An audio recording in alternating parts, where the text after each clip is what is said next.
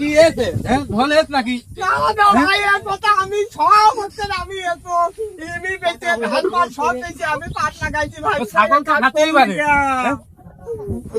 ছাগল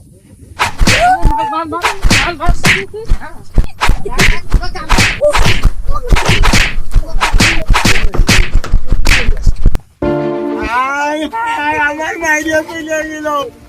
আমি মাতুব্বারের কাছে বিচার দেবো।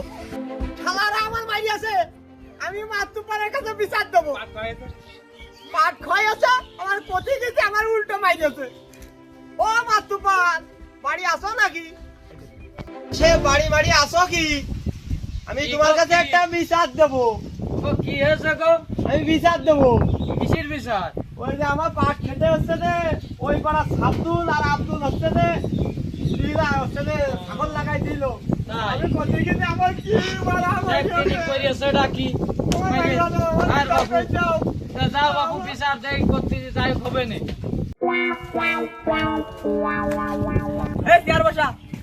মতি মিয়া কি জিনিস আজ সবাই বুঝবো।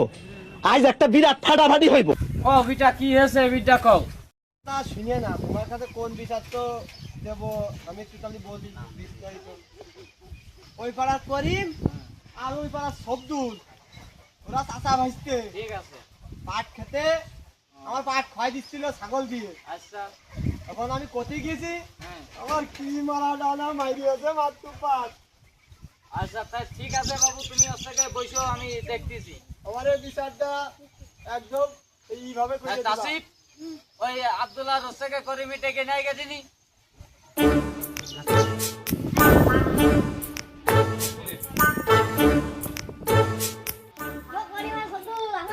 হ্যাঁ আসি গো।